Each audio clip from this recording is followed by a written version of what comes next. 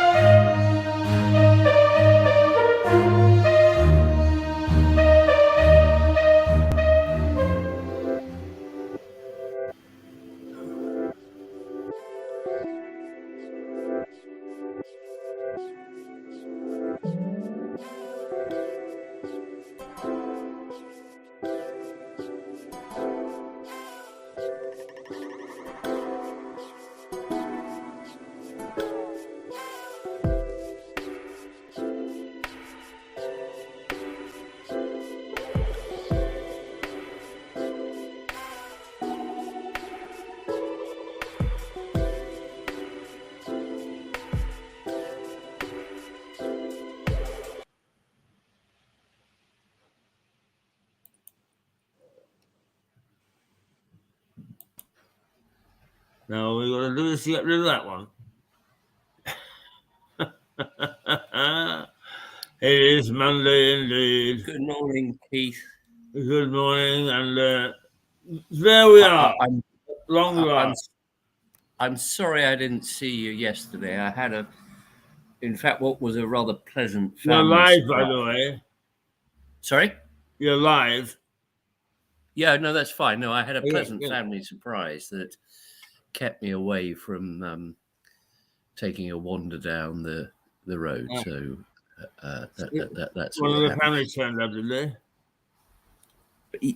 Yeah, and it was not in a bad way. And as I think Phil sometimes has this, adult children just turn up when they want to turn up, don't they, Phil? They certainly do.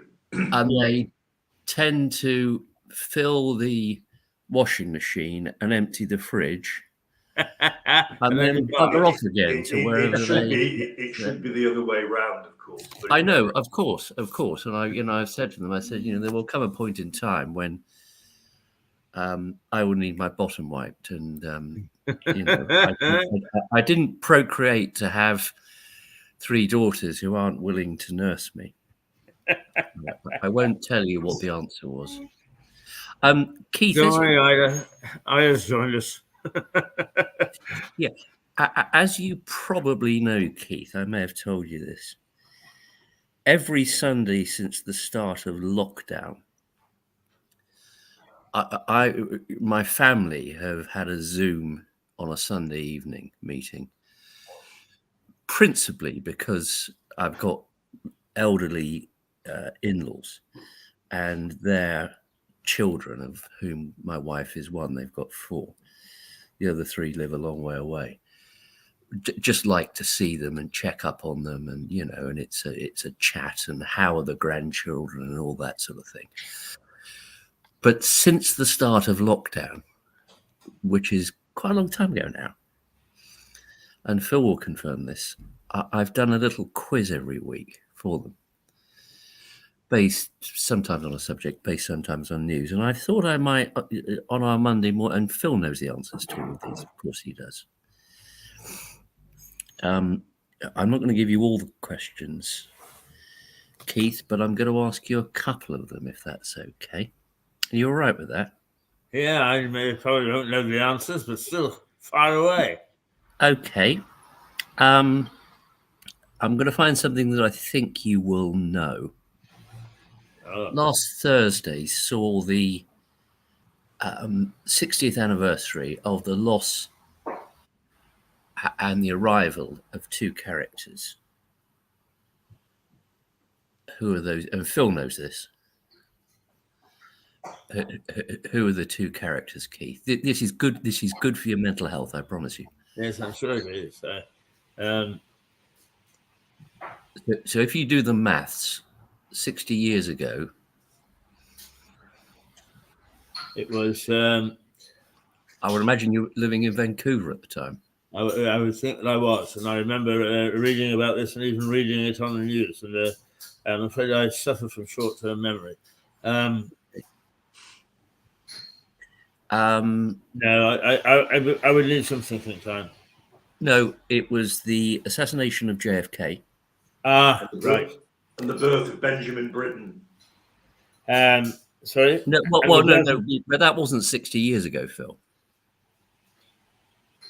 Oh, I see what you mean. Sorry, I don't. So it's not just the same date; it's exactly the same day. Yeah, all right, Richard, I've misunderstood. That JFK was lost, and Doctor Who had his first broadcast.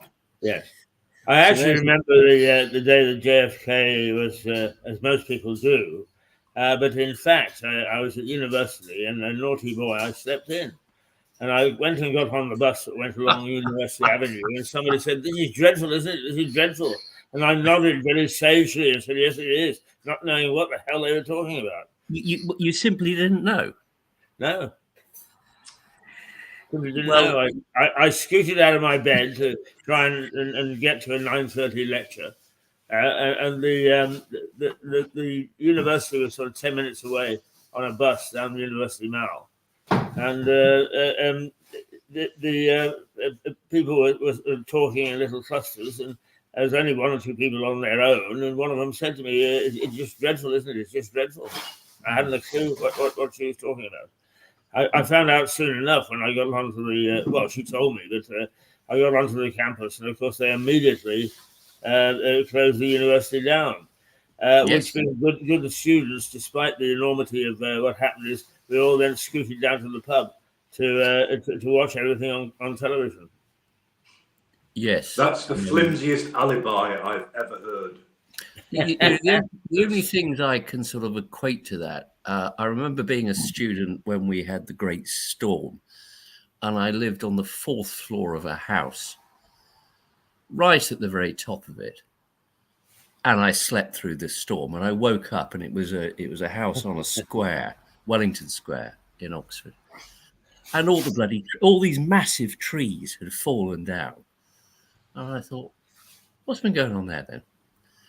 And the other one I remember is being in Court 1 in Lewes, when a chap who became a very good friend of mine, who, despite being a journalist, I have to say, Keith, there are some who are okay.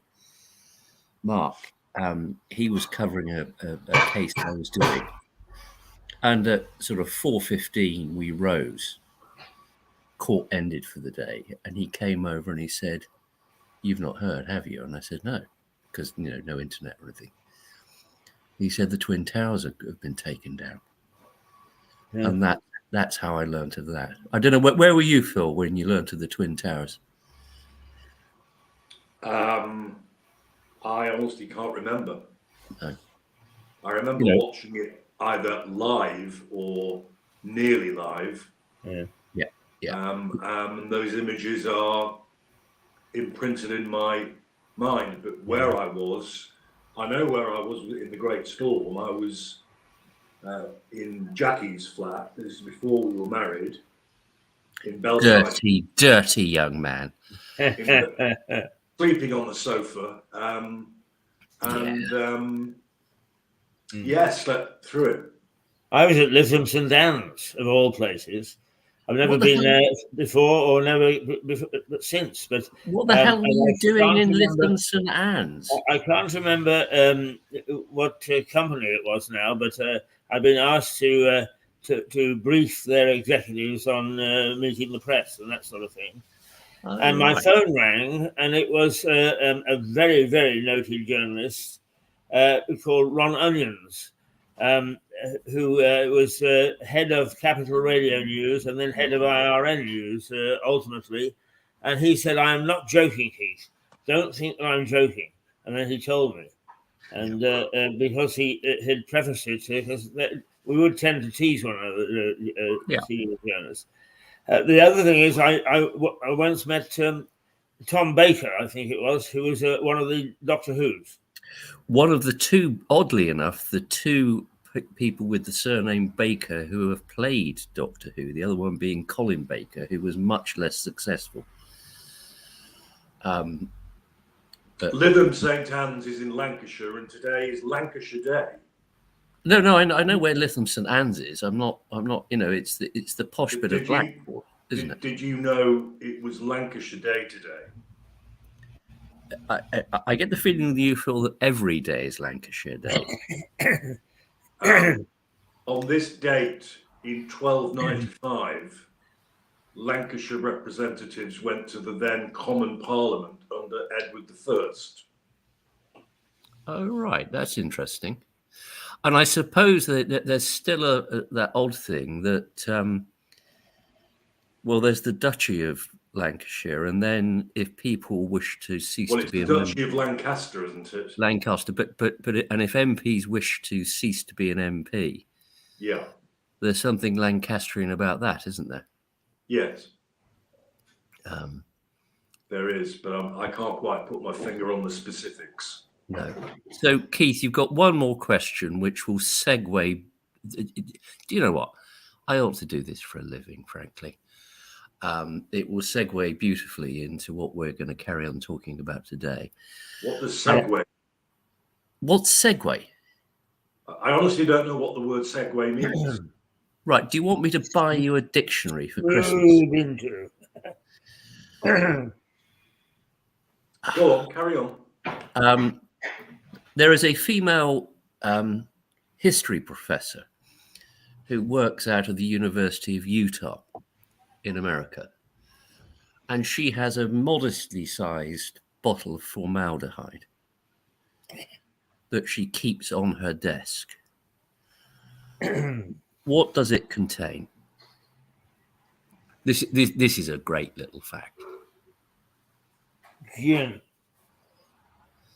I'm not suggesting you're going to get it, but you're going to remember it, I promise you. I suggested gin. No, because it's formaldehyde. There's something in it. Yep. Was she It purports to be Napoleon's penis that they cut off at his post-mortem when he died. So it's quite a small bottle of formaldehyde. I just want to make it clear, chaps, that if I go before you, you'll need to be buying yourself an aquarium for my. I'm just saying, Phil. Just saying, yeah. but it is slightly controversial as to whether or not it is in fact Napoleon's little fella. Because I don't think sorry, an American attorney would ask, are you sure Napoleon was dead when you did this? I don't know, because of course he did have this odd relationship with women. Joseph. I don't think we touched upon it last time. Well, I tried to, but you shut me up. Well, that's probably for the best. But she was older than him. She'd been married before and had a son. Yeah. And the sad irony was that she didn't give Napoleon a son, which is why he divorced her. Yeah. Albeit he had a number of siblings who he put into high office around Europe. Including his stepson, yes. But he wanted a male heir, a bit like Henry VIII, I think you need some male heir, but that's a different point. Sorry. Did you say heir or did you say hair? Sorry, I missed it. Look, short arse. That's There's the one. Quite a bit of hair on this head. It's just very, very blonde. Yeah, and I'm too short to see it. So next time I see you, I'll stand on a chair and pull your wig off. So that's fine. Now you've got 3 daughters, Richard. What children have you got, Philip? I have a daughter who's in her mid-30s, who always announces when she's turning up, which is lovely. She's currently out of work because of they're now settled, but the writers and actors strikes in the film industry in the States had a very bad knock-on effect over here. And her profession is a set decorator for film sets. So she's currently out of work. Sorry, Phil, if I can just say, from all I've heard about the work that she's done, she's worked on some very large film productions, and she's very good at her work. Yes, thank you for that. I agree with that. She's done two out of the 3 Paddingtons. She's done the recent one with Indiana Jones with Harrison Ford looking half his age, where they went to Glasgow and made Glasgow city centre look like New York. And she's done others that I probably should remember. Yeah, Boys in the Boat, about the American rowing age at the Munich Olympics in 36. Based on the book. Yeah, she's done loads, but she's just had a kick in the teeth. I've got to have a call from her later, because she's now unable to pay her rent, and she went for universal credit, and they've given her virtually nothing. Yeah. It's the bank. It's the bank of mum and dad, isn't it? Yes. Well, as you well know, Richard, that's not. There has to be a limit to that. I'm on state pension now. Anyway, you're in a state and you're a pensioner, I think is what you mean. Well, I'm certainly in a state. Yeah. Sorry, to answer Keith's kind question. Yes, please do. I then have 2 sons.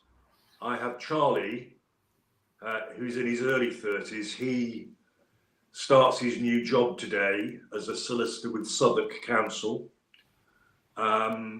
He never tells us when he's turning up. He's turned up twice in the last 10 days with no notice whatsoever. Emptied the fridge and buggered off again. Yeah. And then my youngest, who again always lets me know, is Oliver, who is 24 this December. He's the one who, as you know, has just got a first-class degree from the Guildhall. He is a teacher. He's picking up work more and more, and he does his own live music, and he gets paid for the like. So, yeah, Charlie and the boys are keeping their head above water. Yes, I hope. Yes. But Jess is she's in a bit of a pickle at the moment. Not of her making, by the sounds of it. Entirely not. It's a She side submitted wing. all the evidence. I mean, they've treated her. You know, she's not a complainer, Jess, but she just said they were just rubbish. They refused to accept even my lease that tells them how much rent I'm paying. That's not. She was told that's not enough evidence. But there we are. Enough of that. That's not what this podcast is about. But so they're my children, Keith. Well, interesting families. I've just got one daughter, and I must say that I've never thought about the loss of not having a son. I've been perfectly happy and satisfied with her. But I wonder if I could take just a moment, because Philip has stirred a memory, talking about the actors' strike in Hollywood. Because the actors' strike in Hollywood caused me one of the most embarrassing moments of my life. Because the actors were on strike, they moved all the film production up to Vancouver, which actually had the best sound stage anywhere in North America. Phil, if he starts talking porn, I'm going to close this down. I just want to make it clear, okay? Well, because he may mention you and what you've done over the years. No, sorry, Keith, you go ahead.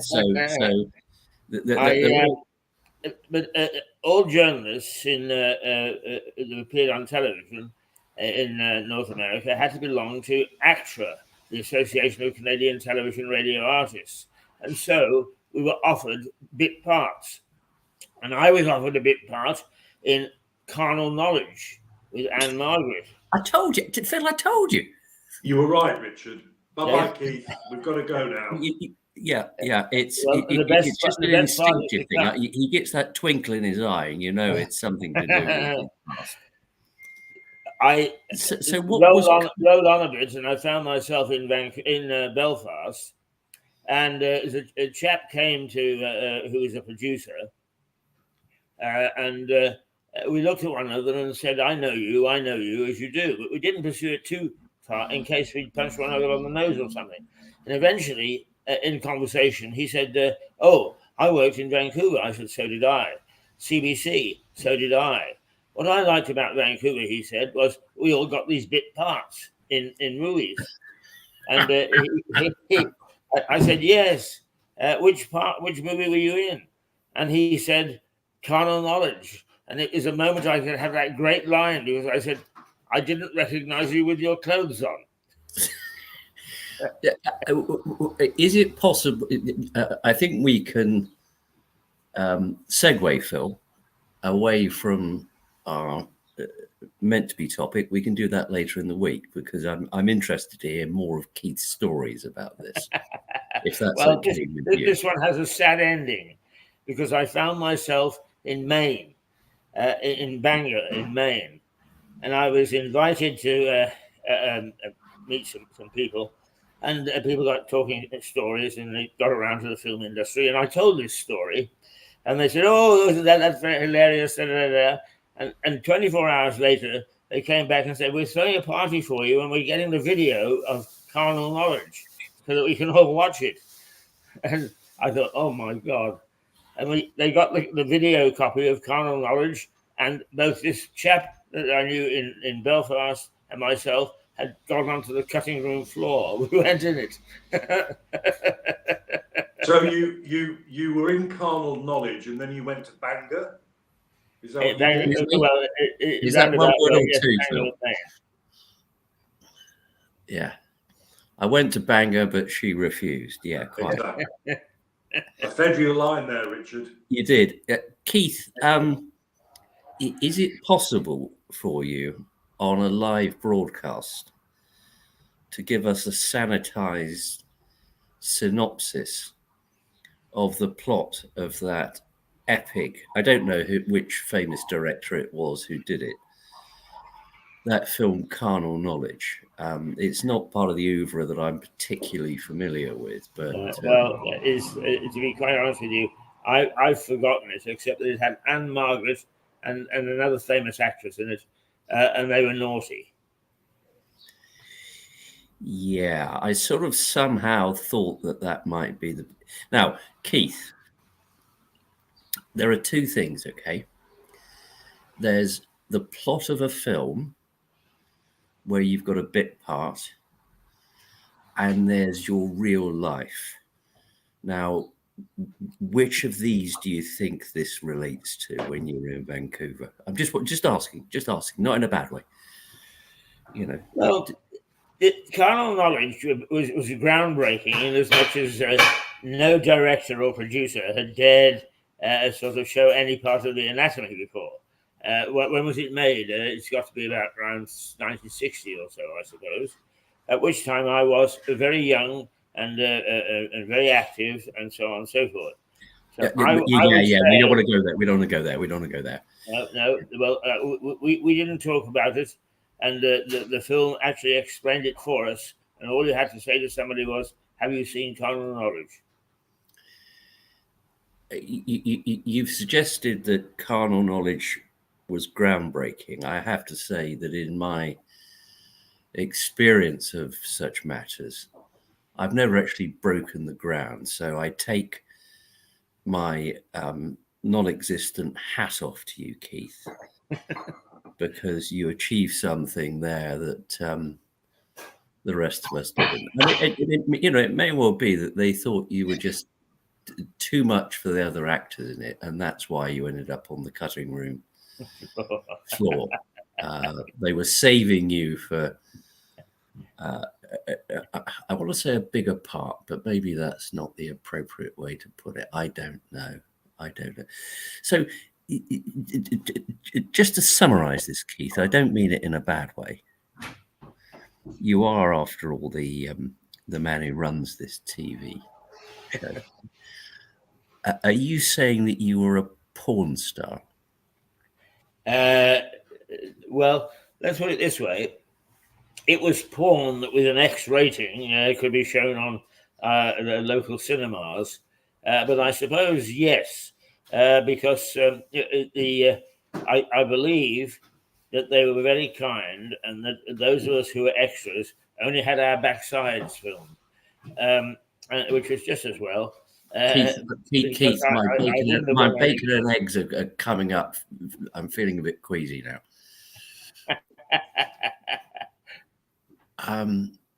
Well, that's extraordinary. Phil, have you ever considered being a porn star? You know full well why I could never become a porn star. Well, I was thinking you could have, you'd have a minor role of some kind, you know. Yeah, very minor. Mind you, you were in Deep Throat, weren't you?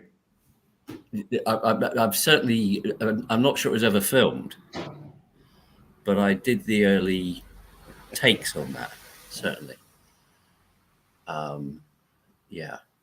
But Keith, sorry, and the only reason I'm saying that we can, because Napoleon will not live to fight another day, but we need to do him justice. But this is a remarkable revelation that the man whom all of Lewis respect. That's a broad statement. Well, it adds to your James Hunt style character. You've got the red speeding vehicle, and now you've confessed, and what you have to accept was pretty grilling cross-examination by Phil and me. Then that you I haven't got a word in edgeways yet. No, go on. You'll have your word. But you are in fact James. I don't know why I'm bothering really this morning. No, but he is James Hunt. I get that analogy. Yeah, big red car, loads of pretty women around him. He's got a red devil. Yeah, he's got a sports mode, and he likes his hats. It all fits, doesn't it? Suddenly. Whether James Hunt was a porn star is another question. Yeah, physique for it, hasn't he? I mean, how many more boxes can this Keith Hayes man tick, Richard? I troubled. I mean, this is truly a voyage of discovery, isn't it, for us and the public? Well, the mercy is that, as you know, Phil, when offenders are interviewed under caution, of course we haven't cautioned him. It's for serious offences, not just audio, but visually recorded. So we have that with Keith. So if necessary, we can use it. Keith, you do not have to say anything, but anything you do say, which you fail to mention until you get to court, may be used against you, blah, blah, blah, blah, blah. He'll still say it. I find it extraordinary, Keith. Not that it's you, but that you agreed to do it. Show off your backside. Like your children coming home to empty the fridge, I was 8,000 miles away from my family, so I showed my backside so that I could fill my fridge. Yeah. Not with my backside, I may say. Phil, I think you've got a backside story, haven't you? I'm not sure whether we've heard it before, but it's worth a retelling. Oh my goodness. God. Go on, give it to us, because it's a great story. And it is, I assure you, completely true. Don't doubt you. I was a lodger in a flat above Finchley Road tube station, Keith. And the people I lodged with, who I increasingly did not get on with, had gone away for the weekend. Now, my bedroom overlooked the yard and some of the platforms of the tube station. And I had had a bath and I was drying off in a then very 70s short. Because believe it or not, because I played a lot of sports, I used to have a reasonable physique. And so I was wearing this frankly very short, flimsy, sky blue dressing gown, like toweling dressing gown. And I was convinced I heard somebody knocking at the door of the flat in the communal lobby. So I went out of the door, which is a very, very heavy oak door. And as I looked down the stairs, thinking I was seeing somebody, the door clicked shut behind me. So there I was outside an entirely empty flat, dressed only, literally only, in a flannelette dressing gown above a tube station. I knew nobody else in the rest of the block, not that they could have helped anyway, because they would not have had a key. So all I could do was go down to the tube station. So I went down the lobby, down the stairs, out onto the main Canfield Gardens, it was called Canfield House. And this is opposite the then flagship Waitrose store, okay? That was literally across the road from me. Turned left into the tube station where there was a queue of people in the old-fashioned ways at the ticket office buying tickets. So I joined the queue. What amazed me, and still does, is that nobody batted an eyelid. To them, I was just another nutter. Anyway, my turn came in the queue. To the relief of the ticket man, all he could see was my shoulders and above. And I said, I've locked myself out of my flat above your station. My bedroom window, I think, is open, and it's above your yard. Do you have a station manager with a ladder? And they did have a station manager with a ladder. And out came this huge Afro-Caribbean bloke who absolutely wet himself. It had made his year, not his day. Anyway, he escorted me to the yard, got this ladder out, but the ladder didn't quite reach. So we had a subroof outside the flat, but to get to my bedroom window, how I did it, the thought of doing it today is so scary. But I managed somehow to use a ledge, and I got to the open window, thank God it was open, and I hoisted myself in. Unfortunately, the old-fashioned windows have that sort of nipple, for want of a better word, that you put the handle on. Yeah. Well, the belt of my dressing gown got caught on the nipple, and I was stuck. I was stuck like somebody hanging off a clothesline like that. And then I felt the draft behind me. And the combination of the wind and the movements of the trains off the platforms had lifted my dressing gown, and I was therefore showing at least my arse to the world. I finally managed to drag myself up off the piece of metal and literally fall into my bedroom. I got up, went to thank the manager, who was physically on his knees, shaking like a jelly. Shaking like a jelly. He was inconsolable. And then I looked in the distance, and platforms 3 and 4 of the Finchley Road tube station were giving me a round of applause. Every bit of that is true. Well, Phil, you say that. I've seen your police national computer record. As I understand, the what was then called the Metropolitan Stipendiary Magistrate who tried you rejected that account and thought that you were just flashing your ass. Which, Well, and, whatever the motive, it certainly got flashed.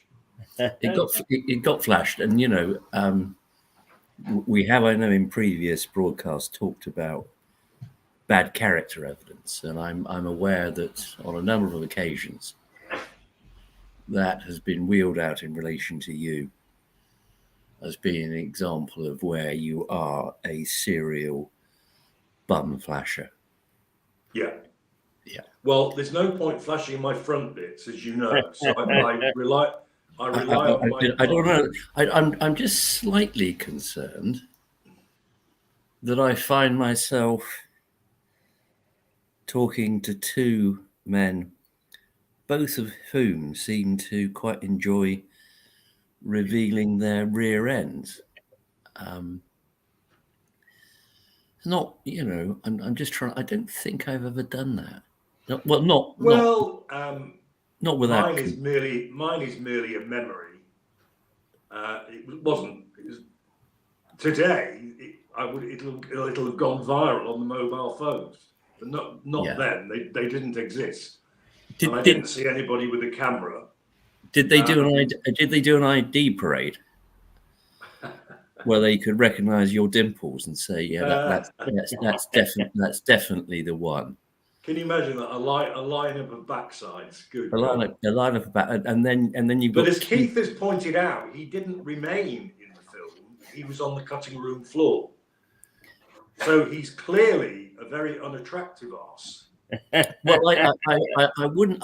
It may, as I said, it may well be that his rear end is simply, or was simply, too pert, and the main actors in the film insisted that he was removed from it because he would steal their limelight with his buttocks. You see that? Now, Richard, you are actually you've been hard on, if I may use that phrase, you've been hard on Keith and me. Yeah.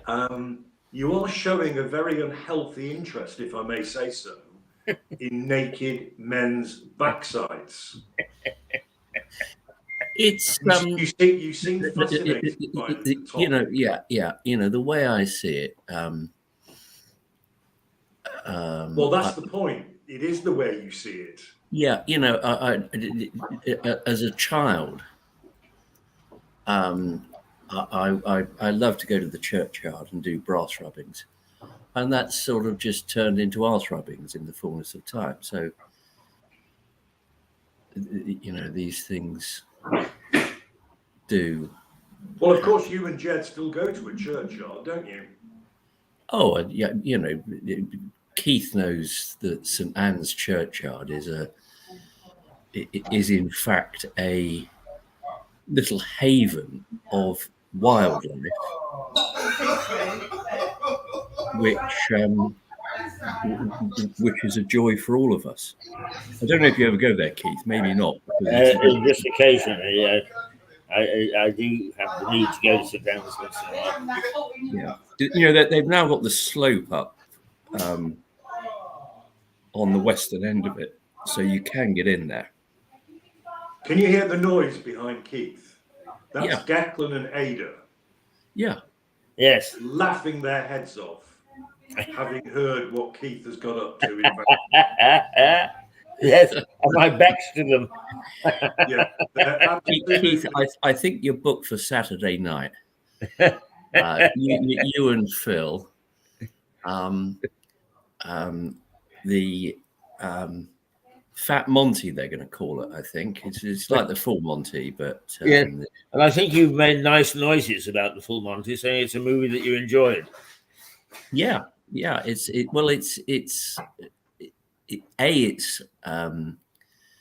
homemade in the sense that it's from this country, B, it had some great actors in it. C, it had a great script. And D, it keeps the women happy because they are hoping to get a glimpse of the men's buttocks. I was discussing this many years ago at Reuters with an American colleague, and he was saying just how very popular the movie was. And I said, well, the accents and so on. And apparently they put strap lines along because they were afraid that American audiences wouldn't understand a word of what was being said. I'm sure of that. Yeah, subtitles are there. It's like the Alan Bennett play that got turned into a film, which in this country was called The Madness of George III. And when it got released in America, they changed the name of it to The Madness of King George, because they were concerned that Americans would say, gee, we don't need to go and watch that. I've not seen the first two anyway. And that is apparently a true story. Alan Bennett tells it beautifully, of course. Well, last week at the Bradford Town Hall, was a performance of The Barber of Seville, sung purely in Yorkshire dialect. Good grief. True. There is that. I'm trying to think what they're called. There's a company who put on Shakespeare's plays in the Yorkshire. I'm not sure it's quite dialect, but Yorkshire accent, and I'm trying to think what they're called. But it's the same idea. Well, my friend who lives in France, he and I have a mutual friend who's as Yorkshire as they come. Yeah.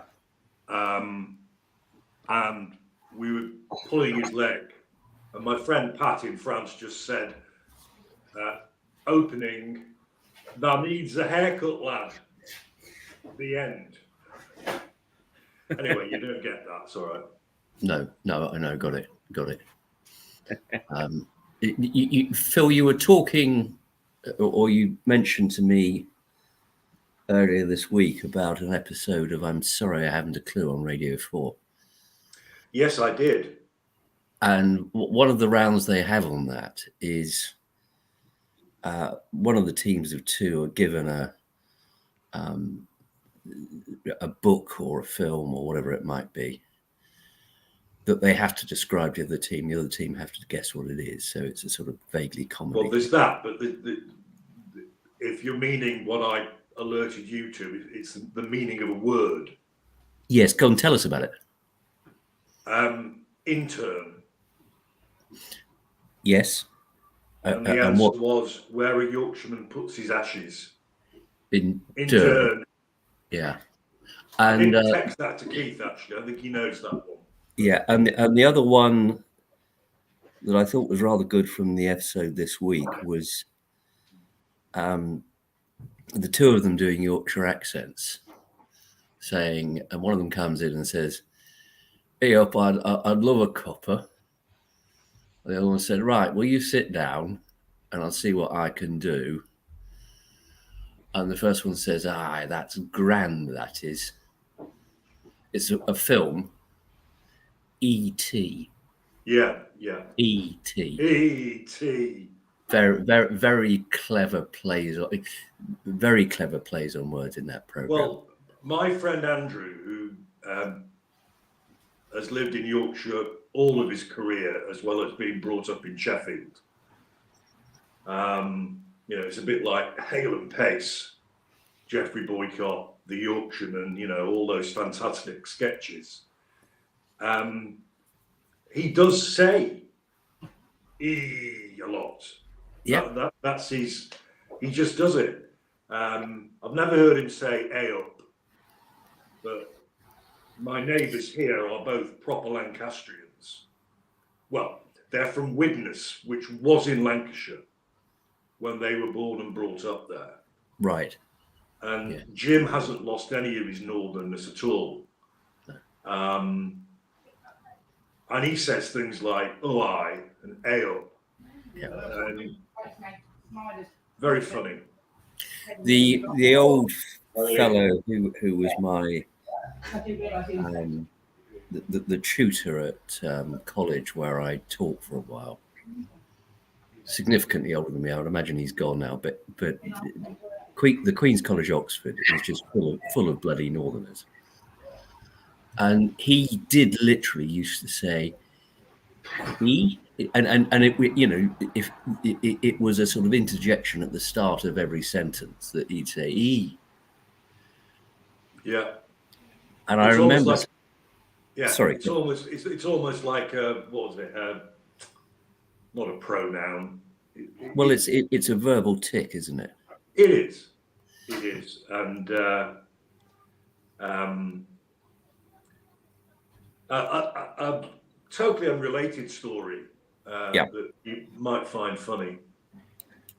I have mentioned in the past that at Durham, where I studied law, my equity tutor was called Leo Blair, who was Tony Blair's father. Father, of course, yes. I had no idea about that at the time. It's only since that I discovered this. But Leo Blair QC had a stroke, sadly, and he'd had to stop practicing. So he got this job at Durham Uni, the law department, as a lecturer and a tutor.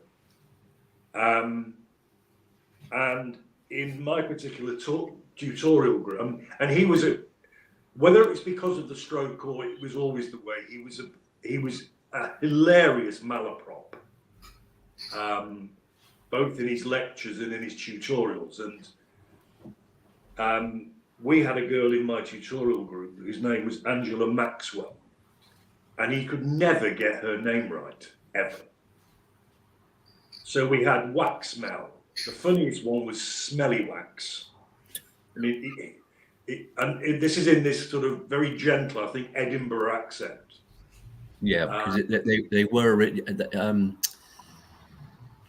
Tony Blair went to Fetters. Fetters, yeah, in Edinburgh. He went. I had, because it turned out two of my friends at Durham, who also went to Fetters, knew the family. Again, that's posthumous, but.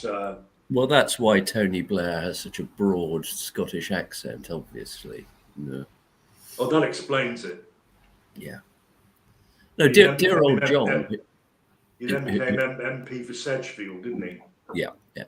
Dear old John, who was my fellow tutor, very much significantly older than me. I imagine he's no longer of this parish. I recall saying to him the first year that I started tutoring there. And after that first year, I would go and do the interviews because he hated students. He wanted to get on with his archives. He didn't want to teach people. And I said to him, I said, we've got this student who you chose last year, who just doesn't seem to be quite capable. Just out of interest, why did you choose him? And he said, well, this, and I'm saying what he said. I'm not saying it with any approval at all.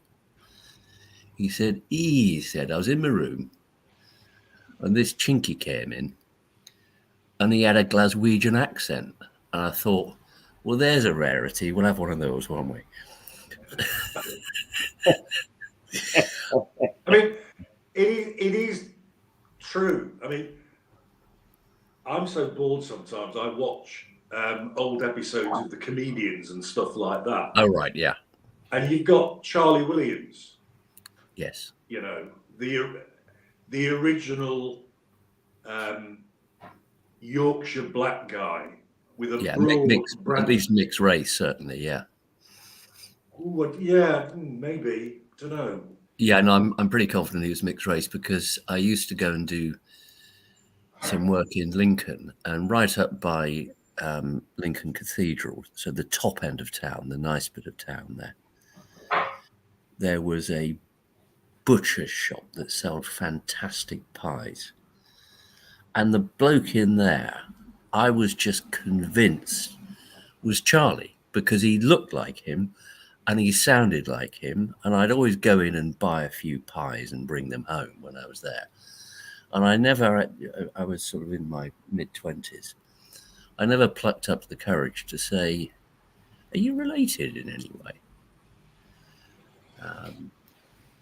Because it was a dead spit in terms of the look. Well, it reminded me of his, I thought, superb comic ability to take any sting out of colour. Yes. As an issue. Yep. Because he'd meet it head on. So there's one, they did a big charity bash for the blind, actually, that I watched recently, that had all of them on, including that gobshite Bernard Manning, but there we go. Yeah. And Charlie comes on and said, you may have noticed what I can't do the Yorkshire accent well at all, but you may have noticed what I look like. Well, I'm here to add a dash of colour to the proceedings. So he met it head on. Yes. Straight away. Yes. And there were some very good jokes, and they were generally quite clean. Really. Yeah. It was only Manning. The comedians, that program generally was clean. Some of it was a bit hackneyed. It was a bit. Another coloured comedian that I liked, and I had the privilege of interviewing because I thought that he handled the colour question extremely well, was Kenny Lynch.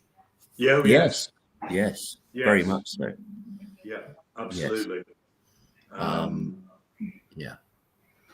I have, and I'm sure Phil won't approve of this. I don't approve of anything you do. No, but since his passing, I have been re-watching Barry Humphries. And as an extemporizer, which is, Phil, to a certain extent, what you and I do in our professional life, and to a certain extent what Keith did in his professional life, what we probably do here. He was just extraordinarily good. There's an episode of Parkinson when he's got Judi Dench and that woman who's married to the ludicrously fat rock star. I can't remember what her name is. Sharon Osbourne. And it's just brilliant. And it's not, it's not scripted. He's talking away. Parkinson. What, as Barry Humphries or in character? No, in character as Edna Everage. Yeah, I never got Edna. I got Les Patterson big time. Yeah, well, of course, yeah. No. Edna is by far in that particular interview. Michael Parkinson asked him about his children, and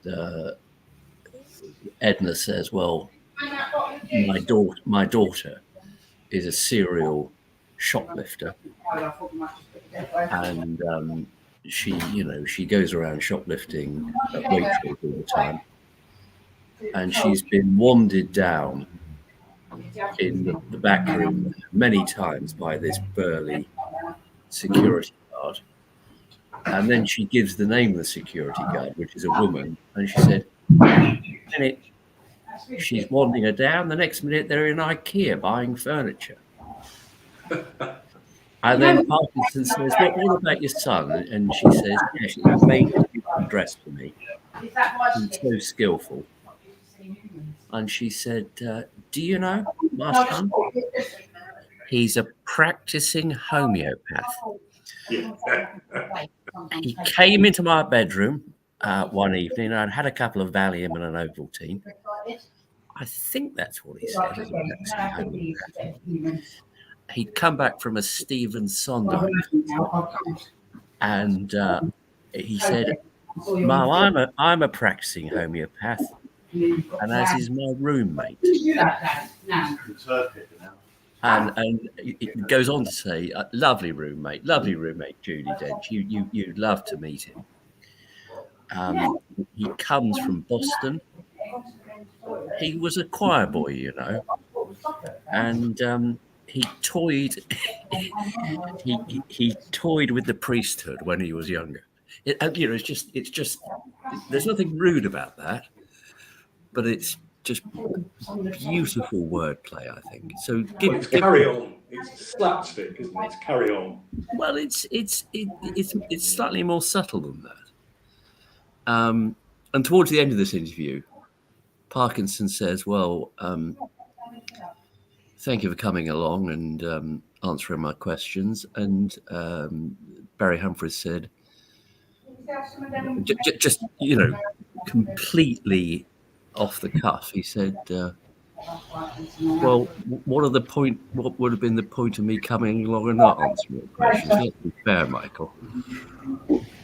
Can you buy that online? Yeah. Give it another try, Phil. I know you have your reservations, but I may do that. At the moment, I'm struggling genuinely with an extremely decreasing battery, so I may just conk out. But we have done nearly an hour. We've done nearly an hour. I don't think we've mentioned our main man yet, who we leave, and it's probably appropriate because it took him some time. We leave him tramping back from Russia with the remnants of his army, and we can pick up his story maybe on Friday, perhaps, if that's okay, Phil. Well, I've agreed to do it for a number of episodes now, but you keep extemporizing. Well, I'm sorry about that, but I like having a chat with the pair of you. I know that sounds a bit weird. You and your chats. Yeah. Anyway, we cover a lot of interesting ground. It's interesting to hear buttock stories, but I think we've probably had enough of those. Would you like me to put a bin bag on your scooter? Because the seat's getting wet. wet. That'd be very kind. No, he doesn't need it because, in fact, he's going to take. He'll get No. He's going to take his trousers off anyway because he's been telling us about how he's been showing his bum.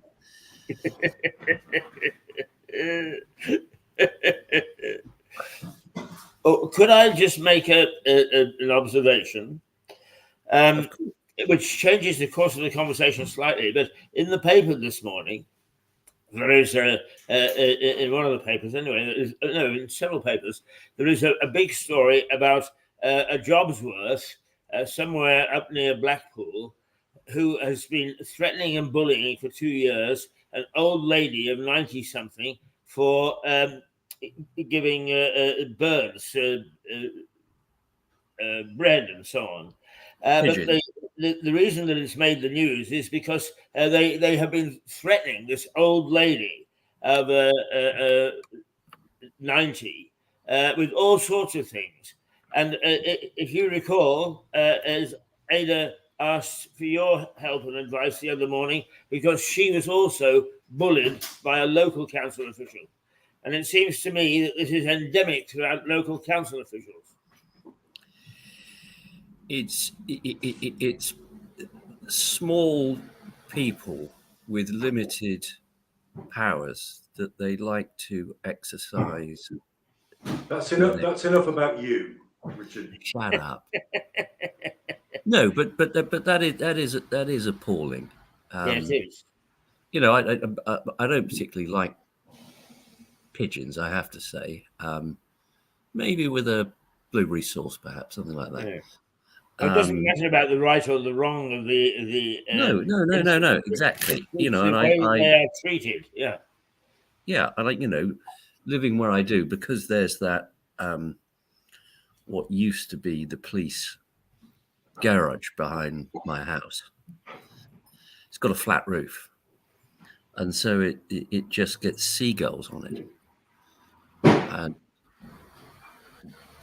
they, if anything, are worse. I may have told you this story. Sorry, I know we've got to go. Some No, I years don't ago. have to go. It's just when it conks out. That's all. Yeah.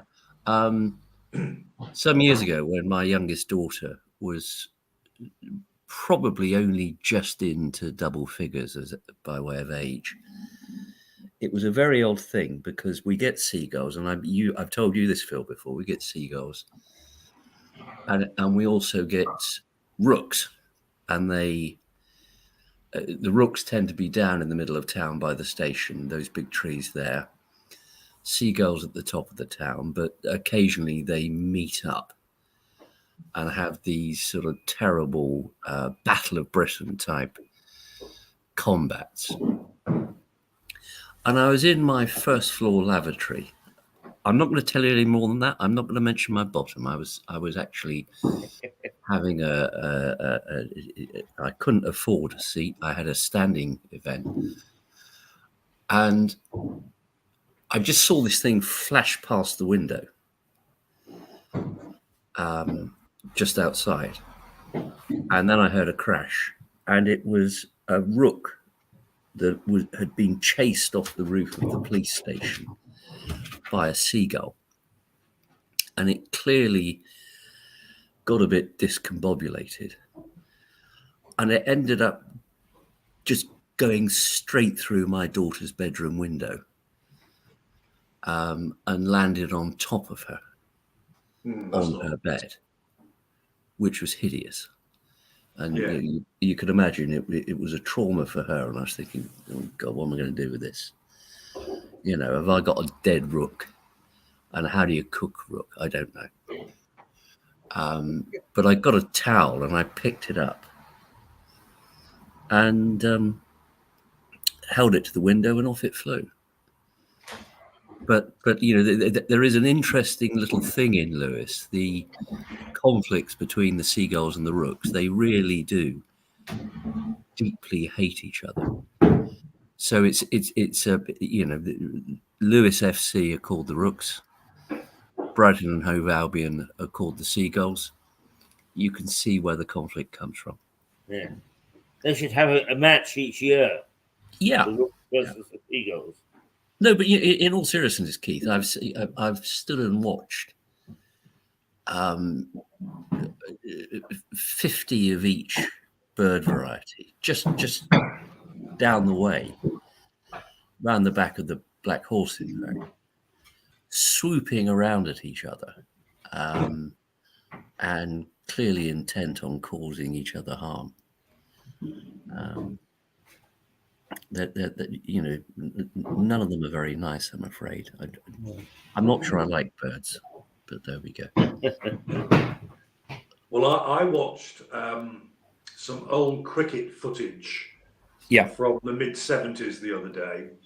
Yep. And it was a match at Perth, England and Australia. The programme was about how brutally fast Jeff Thompson was. Yeah.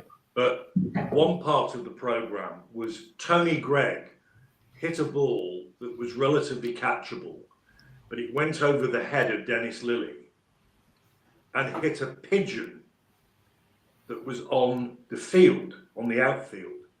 And the pigeon, everybody thought was dead. The ball had absolutely smashed it. Well, Dennis Lilly, fearsome in his own right, goes to the pigeon, lifts it up, takes it to the boundary very carefully, starts stroking it, puts it back on the ground beyond the boundary, gets on with the game. 2 minutes later, the commentator says, the pigeon's just flown away. Dear, oh dear. I think it was Richie Benout saying the pigeon's off. You know, well, you know, it's good to hear that even dear old Dennis, with his hairy chest and his medallion, had a softer side with the birds. Anyway, I'm away. With the fairies. Yeah. Bye. Goodbye. Go to your churchyard and speak to the fairies. Thank you. I will see you on Friday. All right. I will remember you both tomorrow when I go into a new era, a new part of my life. What part is that, Keith, if I may ask? I become a mid-octogenarian tomorrow. Oh, right. Is it your birthday tomorrow? It is indeed. Oh, Yes. Keith. Who have you got appearing on the programme tomorrow? Well, we don't actually broadcast live tomorrow, so it'll be you again. It'll be a repeat of today. Okay, all right. Well, if I don't get the chance to see you, I hope you have a good birthday, and I hope we get the chance later in the week to celebrate you being 35. Well, it's nice. Reaching 35 is indeed, one of those moments in one's life. Yeah. But I do hope that you have a nice restful day. Well, I shall try very hard. Knowing this business, I doubt it. Incidentally, Ada just put on the table there the menu from Sunday lunch, and I sampled Sunday lunch yesterday, and it's as good as ever. So good. if you want Sunday lunch, tell everybody the Black Horse is the place to go. The one thing I have said to Dec is that at the moment they don't have a homemade soup, and at lunchtime I often don't. Yes. I don't want a full meal, but I want a nice bit of crusty bread and some homemade soup, please. I think I heard you saying that to Declan the other day, and I think he's taken that on board. Yeah, it's a request. That's all it is. But I do like a bowl of soup, and I simply won't. I'm a bit fussy. I won't eat soup out of a tin. No, quite right. And it's can I just tell you one little story? Sorry, it was gone, but when I first went to Belfast, I was introduced to a pub, and it had got an English name, it's sort of like the King Edward or something. And I can't remember exactly, but you would go in, and behind the bar was a barman who would shuffle up and say, "Yeah," and nothing more. And then he would offer you one of 57 varieties of soup. And do you know who that barman was? Go on then. Jerry Adams. Oh my giddy aunt. There's a lovely shop in Liston Varna, which is the in County Clare. It's effectively the centre of Irish folk music, if not folk music generally. And I was travelling around Ireland, and I saw this shop, which was a tailor's shop, small village. I thought, why? How do they keep a tailor's shop going? And I went in and had a look around, and the bloke said, "You'll be wanting a pint of Guinness." And I said, "Well, yeah, that's nice." And then he just took me through a doorway, and it was a tailor's with a small bar adjacent to it, and that's how he kept the business running. was selling his yes. It's a feature of quite a number of Irish bars that they would have a little shop where you can buy sort of a carrot and a cabbage and a pound of tea and so on and so forth. And then you walk through to the back, which is the pub, and it's rather pleasant, actually, rather nice. No, it's it's you sometimes walk into bars on the west coast of Ireland with a degree of trepidation if you've got an English accent, but I confess I've never had any difficulties there, and I've had some great conversations with the locals, who of course are always willing to talk. Absolutely, and even occasionally listen. Not quite. Keith, I'm away. Okay, good to see you on Friday if I don't see you before. Lovely. You're a good man. Okay, take care. Well, there you are, the two Bs, and we actually actually had a chat about a lot of things. We often set out to talk serious and then talk nonsense, rubbish, but it's all very good one way or the other, and I'm glad that we do. Anyway, we shall be back with the news and a little look at that in a minute or two. And I'm happy to say that it's Monday and we've got through the first hour without cocking up too much. All right, just for the moment, until another 5 minutes or so. This is Keith Hayes with Mirador Television, full of rubbish and nonsense on a Monday. But nonetheless, I think full of rubbish and nonsense, which turns some people on. Twiddle pip.